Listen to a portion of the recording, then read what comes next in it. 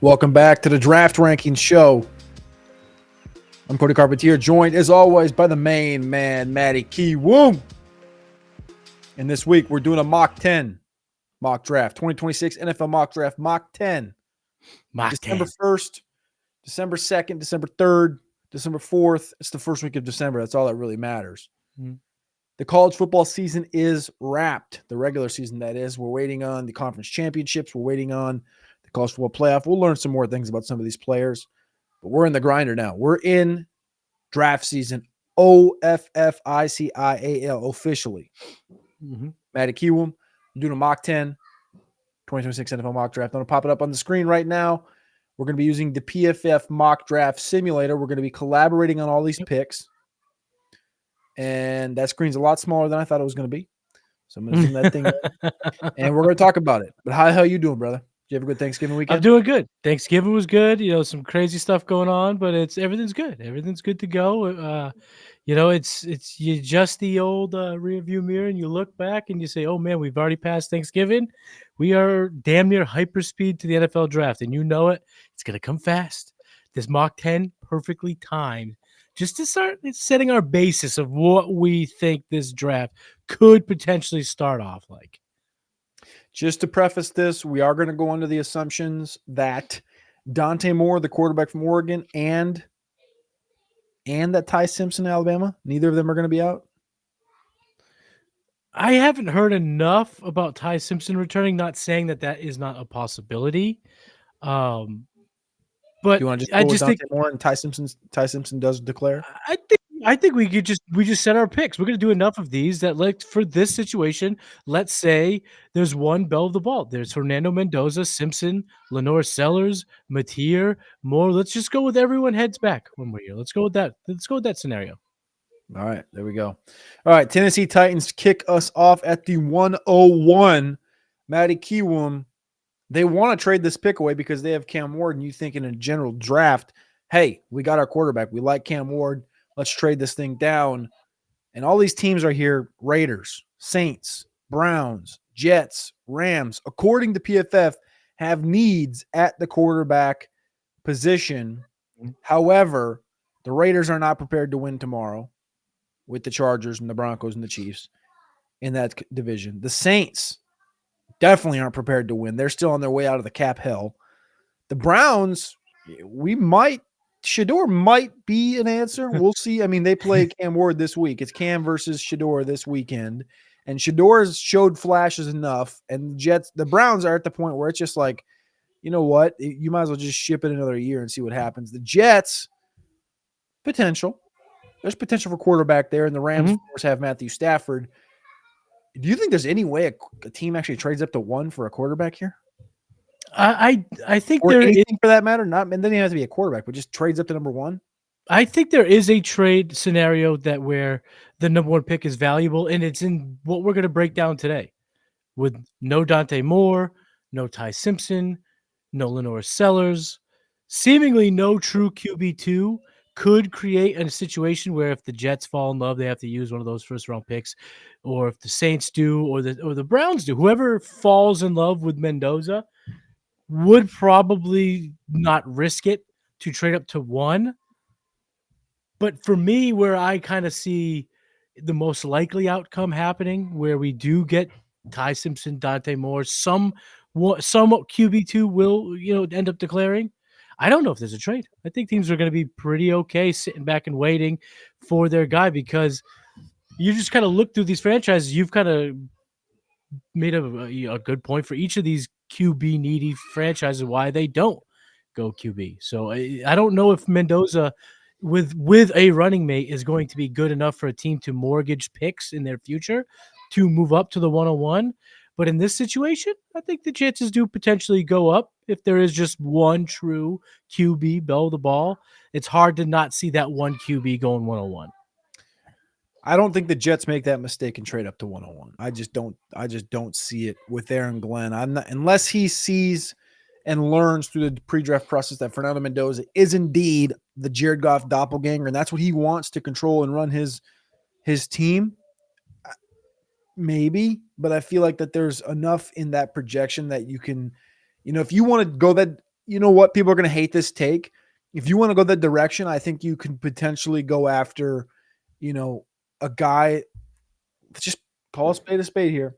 I think you can go after a guy like Garrett Nussmeier, Cade Klubnik later. Mhm. Shoot that shot. I think that your hit rate is going to be not that far off difference between Mendoza and a Nussmeier or a Klubnik at the next level for the Jets. I don't think it's worth it. Does that make sense? Yeah, I did. No, I think what we have to do is we're trying to read between the tea leaves. We're trying to pick up on what teams are putting down, and let's just try to kind of walk through the Jets here. The Jets have done everything, in my opinion, the way you build a team. Whether Daryl Mungay, Mogi, how do you say his name? Darren Okay. Mugay. Mugay is the new GM in town, but he comes from Denver, and George Patton has been the guy there since 2021. And since then, I think Patton's proven that he's willing to take risks, but he understands how to build teams, build winners. And part of that is not overexerting yourself. How many mocks did we see Denver Broncos moving up to get their quarterback? How many? They didn't. They didn't do it. They waited and they got Bo Nix, and it's working out. They got their guy. They've shown patience. I think Daryl Muge, however you say his name, comes from that tree. And if we're just trying to decipher through that tree, they acquired all these picks, get all this value, not to just piss it away in a draft that you could see from a mile away not being that QB strong. Yep. 2027 is the time where they're going to be ready to go, ready to attack. I don't see that being the case in 2026. For those reasons, I think that the Tennessee Titans are going to go the direction of the only non-quarterback drafted, the number one overall pick in the last 8 drafts has been Trayvon Walker, number one overall to the Jacksonville Jaguars in 2022. And the Trayvon Walker hype train didn't start happening until the middle of the season. And it went and went and went until the draft. And then he went over Aiden Hutchinson and Kayvon Thibodeau. And I think that's where Arvell Reese is right here. I think Arvell Reese is going to be on that same trend line. He's been on the same trend line to this point. I think Arvell Reese, the edge outside linebacker from Ohio State, is going to be that guy that is a marauder throughout the college football playoff and the pre-draft process. And he ends up the Tennessee Titan at 1-0-1. And we have another crack in the quarterback streak. From the 101, from Bryce Young to Caleb Williams, Cam Ward, it goes Arvell Reese, Tennessee Titans. That's my thinking here. Arvell Reese seems to be hitting all of those landmarks that you talked about Trayvon Walker doing a few years ago, where check boxes, it's just a smooth, steady ascent. And with the questions coming out, from recent scouting of Ruben Bain, that he might not be the game wrecker that goes 101, Arvell Reese is the type of guy that can seize this moment, the type of player that the Titans are looking for, the versatility, the aggressiveness, the resume this year, it's all there. Mind you, side note, the 3 times in the last decade that an edge rusher has went, well, it would be the 3rd time. So this would be the 3rd time in the last decade that an edge rusher goes number 1 overall. Each of the last 2 has been side by side or back to back with a quarterback being drafted to the same team. The Browns go Baker Mayfield in 2018. The year before was the year they took Myles Garrett in 2017, both 101 overall. 2021, Trevor Lawrence to Jacksonville. 2022, Trayvon Walker to Jacksonville. And now 2025, Cam Ward to Tennessee. 2026, Arvell Reese, edge rusher, Boom. outside linebacker. I think they look at him more as an edge, kind of stand-up outside linebacker type of situation here with the Tennessee Titans, number 1 overall. You're cool with that? Yeah, I'm good with that. I think if there is no trade, Arvell Reese will be the number 1 player on a lot of big boards. All right, we got to put this thing into second gear because we're 9 minutes in with 1 pick done. We got to get through 10 picks. We got to get this thing cooking. This is classic TDR right here, taking 10 minutes to get through 1 pick. But it was the 101. It's the biggest pick of the draft. Las Vegas Raiders. Where's Matty Kiwoom think the Raiders are going here? This is where the Fernando Mendoza watch is clear and apparent. I think that they do go Mendoza here. I think that if the QB1 is available with their selection, they do take it. Are they a QB away? No. But I do think that it's time that this franchise gets something to build around. And it's just not going to be Geno Smith. Geno could be there to be the Jacoby Brissett to Drake May, if you will, if you were looking for a comparison. They did bring him in on a 2-year deal. So he could be the theoretical starter, the slow cook. We know Brady's been on record wanting to give guys a chance. But at this point, based on the hype of the franchise or lack thereof, it'd be tough for them to pass up on the QB1 when if you're going, what is it, safety one, edge two, take your pick from tackle one, who's that going to be? It just feels like in this scenario with the one QB being the bell of the ball, it'd be really tough for the Raiders to pass up because no one there on this board, is going to be the potential game saver that Fernando Mendoza could be. I'll go with Fernando Mendoza. I like the idea. I like the theory. I like the fit, to be honest with you, with Bowers and Genty and with Tom Brady at the top of this whole thing and him potentially liking Mendoza. I will say the last couple of weeks, the mocks out of Raiderland have been Caleb Downs. There's been some Ty Simpson on here, Francis Mauigoa, Ruben Bain. But I like the theory with Fernando Mendoza. I will tell you, Maddie, just to put this in here, just for a thought, my maniacal thought with the Raiders and how they're going to build this thing out is eat crow this year, like they have, not on purpose, but they tried to win some games with Geno on a 2-year deal, and Pete Carroll's there for 2 years, and they're trying to win games, but they're playing the long game. Tom Brady's not there to win short. He's there to win long and bring the Raiders back. My theory is that they're going to build this roster up this year's draft. In the 2027 year, Pete Carroll's going to be out after 2026, right? His contract expires. Geno Smith's contract expires. Genty will be in year 3. Bowers be in year 4. Crosby will be 30. And Steve Sarkisian and Arch Manning will just have a national championship ring put on their finger for the 2026 season. Sark and Arch leave Texas to go to the Raiders. Sark gets the head coaching job. Arch goes 101 to the Raiders in 2027. That's my maniacal thought of the day, of the week. Yeah. The people I've told so far have laughed at me and told me that's completely maniacal. But sometimes I get visions. Sometimes there are visions of players leaving teams. Sometimes it happens. Sometimes it doesn't. Right? Devontae Adams, I told Alex this for 6 months, and then it happened. Right? So there's my thought. It's right there. It's on wax, just in case it does happen. But we're going to take Fernando Mendoza here at the 102. The Saints, who are still in cap hell trying to build out of it, are on the clock here at 103. They have Tyler Shook. He's shown some flash. I think here's the thing. Where I think the Saints are right now is clearly they see Arch Manning coming down the pipeline. Clearly they see Ty Simpson coming down the pipeline. Clearly they see all these quarterbacks, Julian saying, all these guys coming down in 2027, and they're like, I think the Archie thing obviously has merit here. Has to. But the Saints know where they're at as a team. I think that they know they're more than a year away. They're not going to sit here and go, and again, we're playing with no Ty Simpson, no Dante in this draft. Right. I think you're looking at just building your roster, making your team better. Where have they struggled the most, in my opinion, is they lack weaponry. They have Chris Olave and they have Juwan Johnson and stuff, and I think Alvin Kamara is closer to being out than he is in with the Saints. I think Jordan Tyson has legs here, and I think Caleb Downs has legs here. I think Caleb Downs definitely makes sense. He's probably going to be the best player on the board for some teams. So it's just where do they want to take a safety difference maker?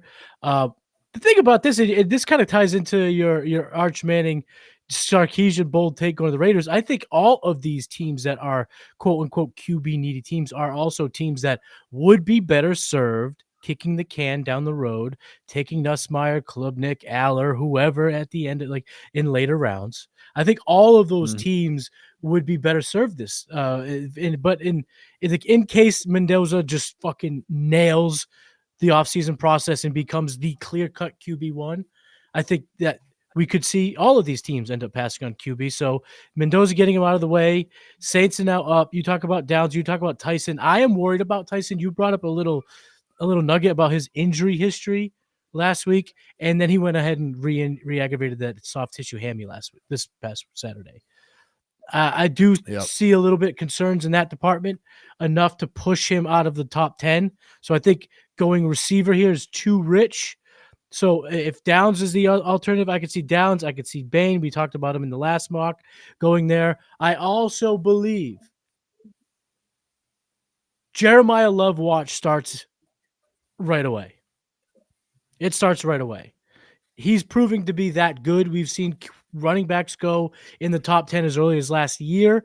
You don't think people are going to pump the brakes on Genty? I because think like pump the brakes on running back because of Genty's. Right, but I think most of these scouts, when it's all said and done, have submitted their scouting prospects, like their profiles on these guys.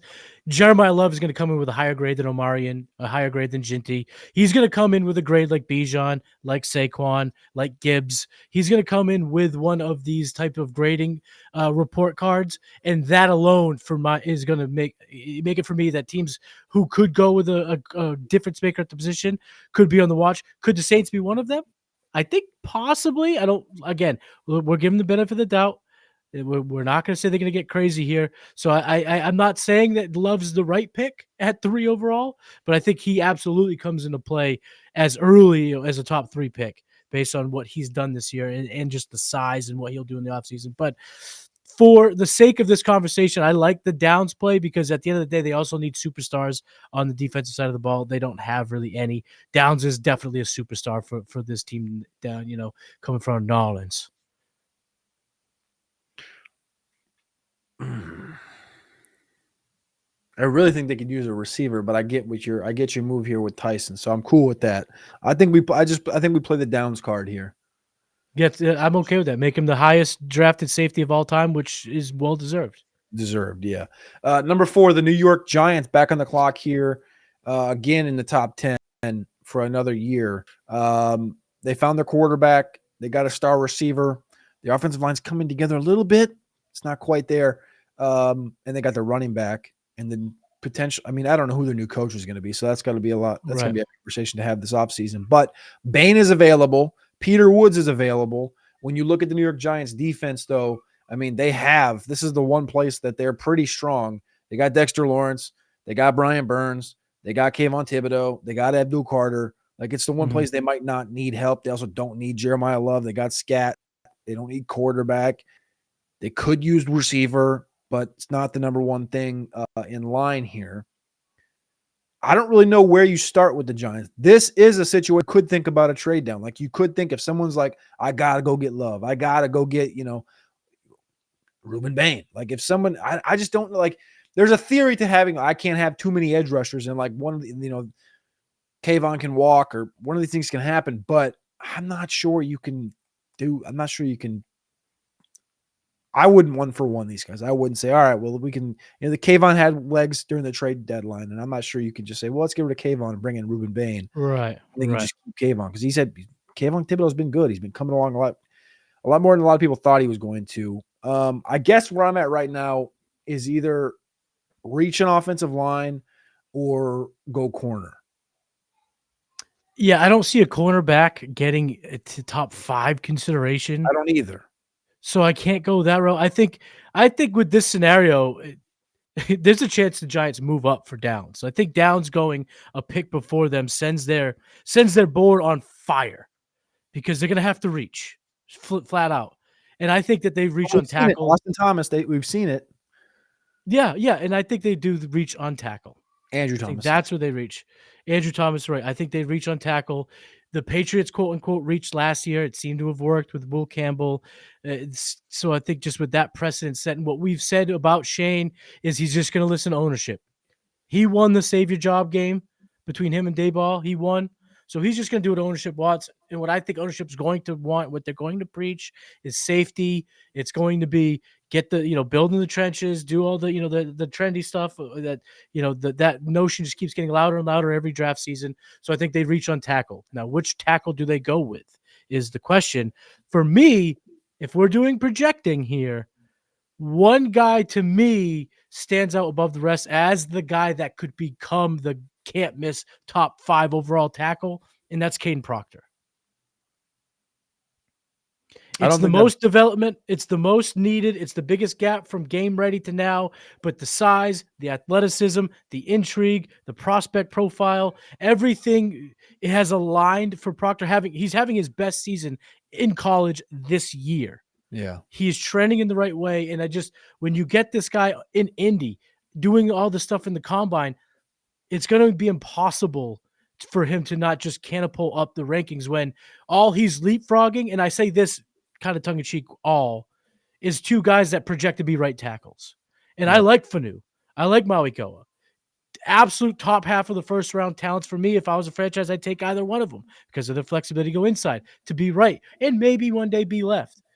But Caden Proctor, give his athleticism, give his size. If he just gets one team to buy in that he's a franchise left tackle, he's the guy that could become a top 5 pick out of all these guys, in my opinion. So, I how like much the projecting Proctor you play. want to do, my friend? I like the Proctor play. You had him 10th overall in your latest mock over at playerprofiler.com. Y'all can go check that out. Maddie dropped it late last week at playerprofiler.com is 3.0, where he had Caden Proctor going 10th to the Cardinals. I think I kind of like clicking the button here. I don't like clicking the button here, but I think we kind of just got to click the button here with Caden Proctor at 4 overall.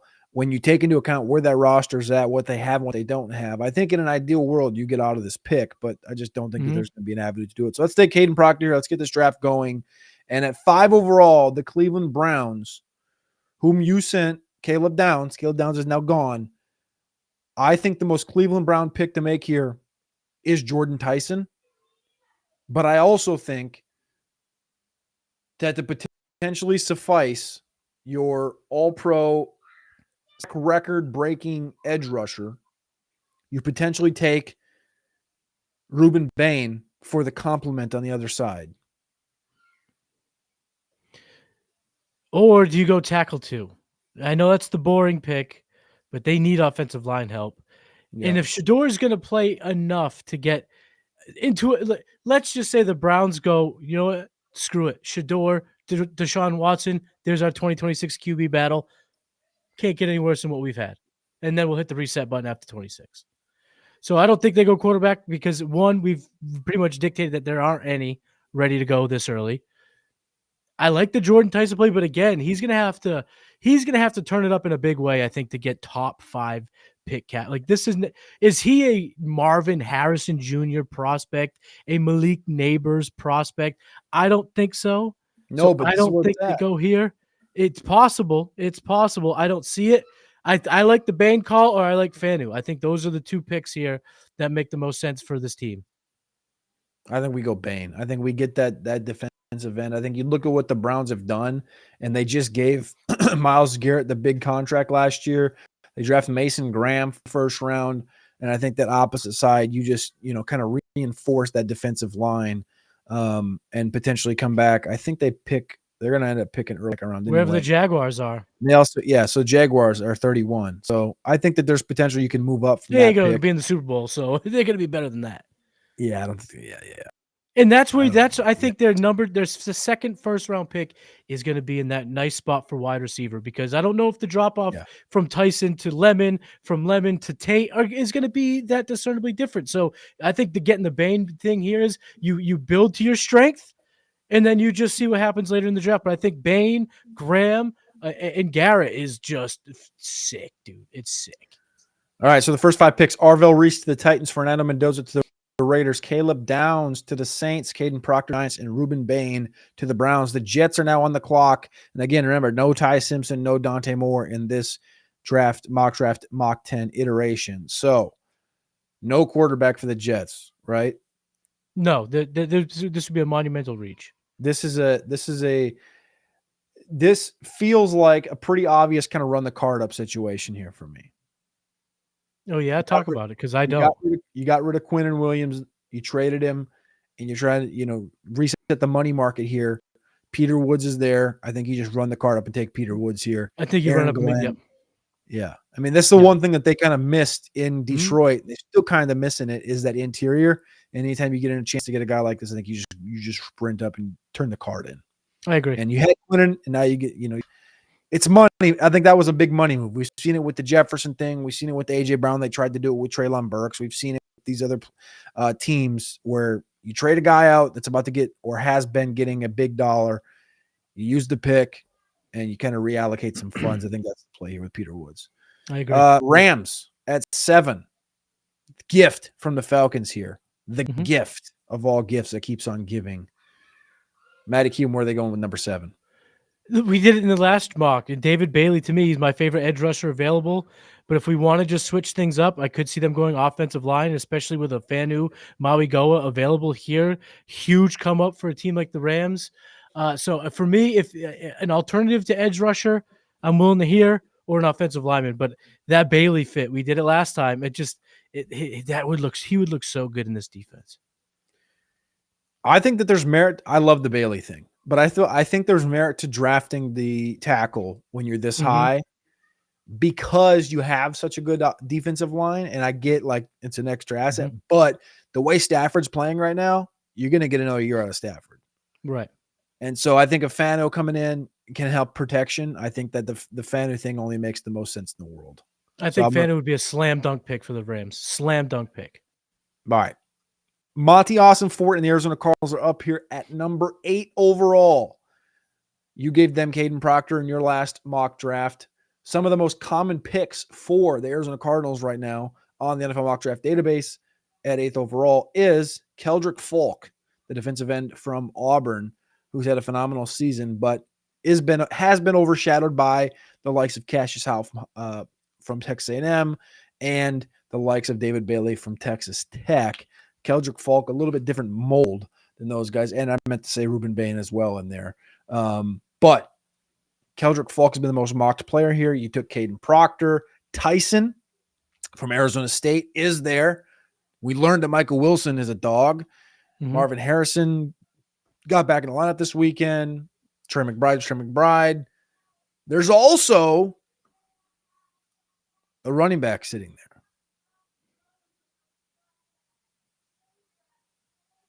Do you want to click the button? Or there's a team on deck that would just sprint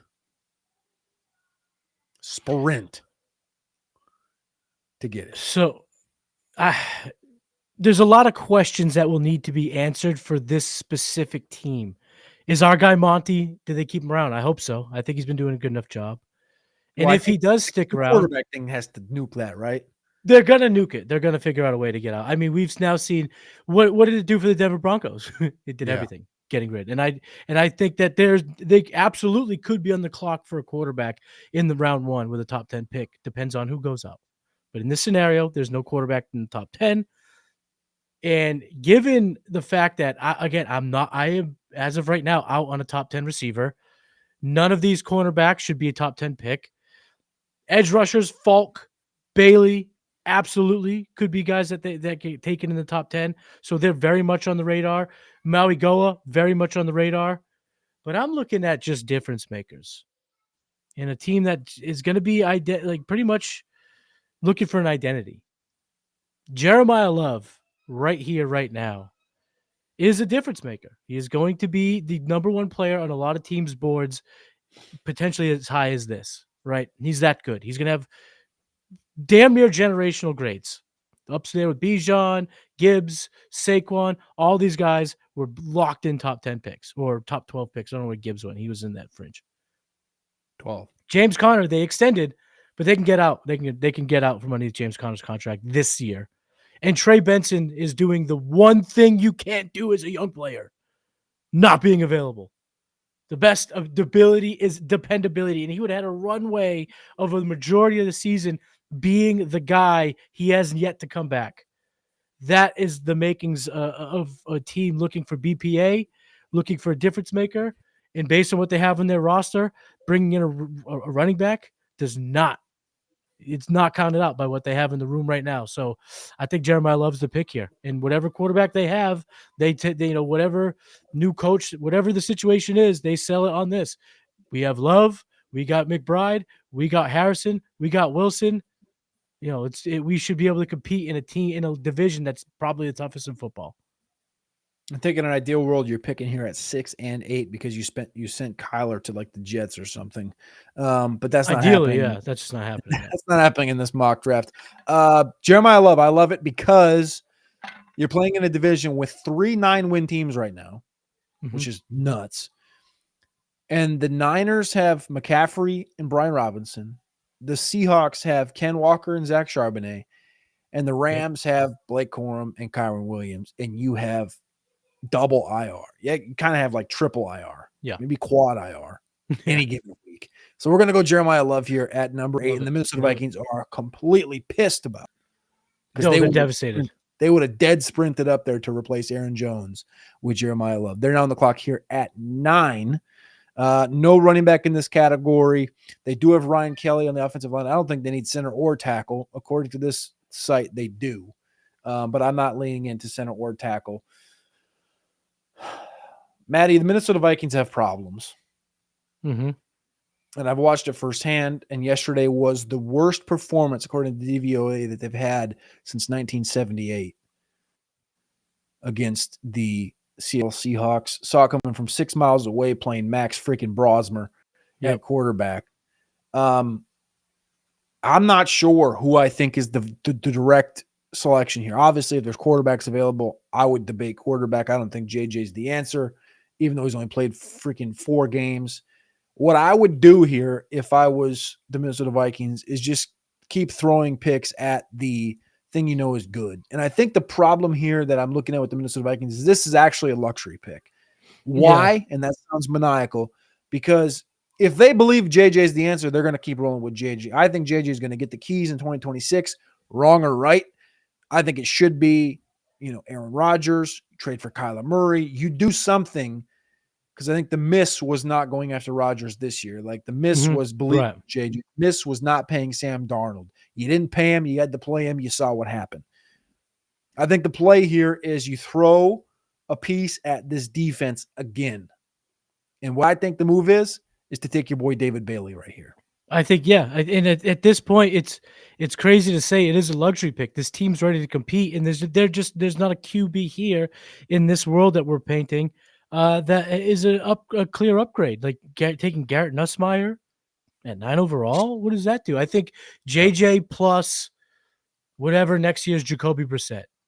Is it Geno Smith, Russell Wilson? It's just going to be whatever next year's old guy that pushes JJ. And I think that the Vikings are in a prime situation to go BPA, and the best player on my board is absolutely David Bailey. So I'm okay with that. All right, the final pick in the draft. According to your mock draft that you dropped the other day at Player Profile, you put Jordan Tyson here at 10th overall to the Washington Commanders. We saw McLaurin get back in the lineup. They almost beat the Denver Broncos, if not for a disgusting Nick Benito breakup on Sunday Night Football this last week. Are you leaning receiver here? We do have defensive end Keldrick Falk, who we talked about before. I think you could also make conversation for a couple of these offensive linemen to continue to build and protect for Jaden Daniels as well as DB. Or do you just go get the receiver, Mekhi Lemon or Jordan Tyson, because, well, Terry McLaurin's 30 and he's been banged up, as well as Debo. Yeah, to me, you do that if one of these guys emerge as like the guy. Like if Who's we're your guy? talking, Who's your guy? my guy, Malachi Lemon is my number one receiver right now, and I don't think he's a locked in top 10 guy. Like I don't think he is. I think with this board, the way it's panned out, there's safe bets there for Washington to take, and it's just how can they pass on Keldrick Falk? How can they even? I don't even know if Cassius Howell is a guy they'd love to pass up on. Because that is what they lack. They lack a guy that can get after TJ Parker, who's fallen down boards, but this is a guy that was, the potential 101 just a couple months ago. Can he get his way back up? I think the edge rushing caliber is still so strong here at 10 that they go edge. But again, Maui Go is there, which is nice. So I think offensive line edge is the way that they go. But I think with the board, how it's backed out, they go with the edge rusher, because for me the case for receiver is, can Mekhi Lemon can he wow? He has to wow, and we've already talked about where the hangup is going to be. It's going to be in his 40 time. He's got good separation. I think he's a good receiver.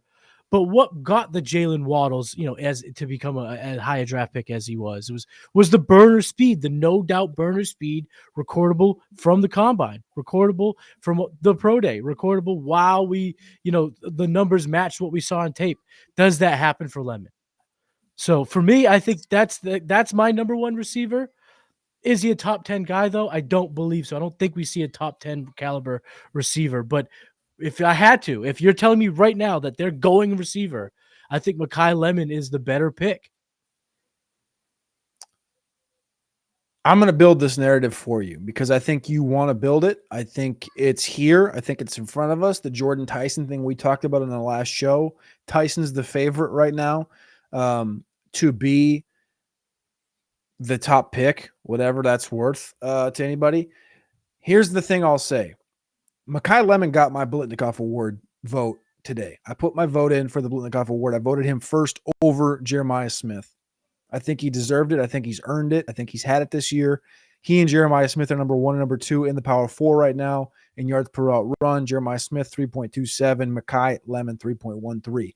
That is one of the most translatable stats to NFL success for rookie wide receivers. Look at the last 5 years. Puka Nacua, 3.53. Devonta Smith, 4.39. Malik Neighbors, 3.64. CeeDee Lamb, 3.99. Those guys all led their class. And, oh, by the way, Treylon Burks, 2022, 3.57 was a first-round pick. And he might be breaking out, putting that Hog jersey back on him. Yeah, okay. But anyway, the point is, the hit rate for yards per out run, the leading yards per out run receiver in the draft, Puka, Devonta, Lamb, Neighbors, 4 of the last 5 years, nails.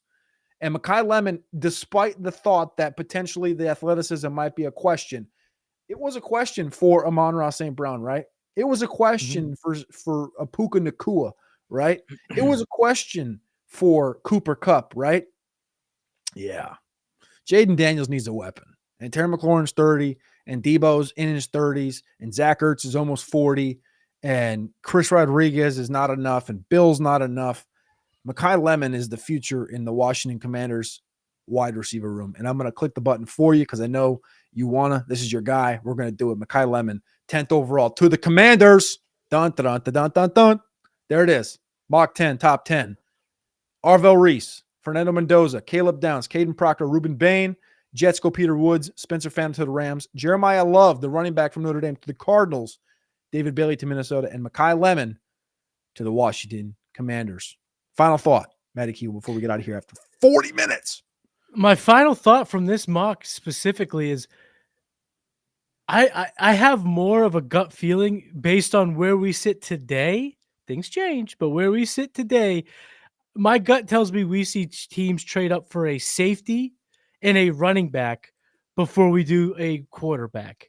Because the way this draft played out, you could absolutely see the Giants getting antsy and move ahead of the Saints 4 downs. You could see a team like the Vikings get a little antsy about a team like the Cardinals move ahead for Jeremiah Love. But it's just really tough right now to see one of these teams give up the King's ransom, the Bryce Young return for the potentially one quarterback, Fernando Mendoza. I don't know. He's Matty Q. I'm Cody Carpentier. We appreciate you. We love you. This mock is disgusting and it's despicable. And not having a quarterback that is a superstar is going to hurt in 2026. But it's going to make a lot of players rise that maybe we're 17th overall picks. They're going to be top 10 picks. Here we go. The Draft Ranking Show. We appreciate you. Love you. And we'll see you next week. Peace.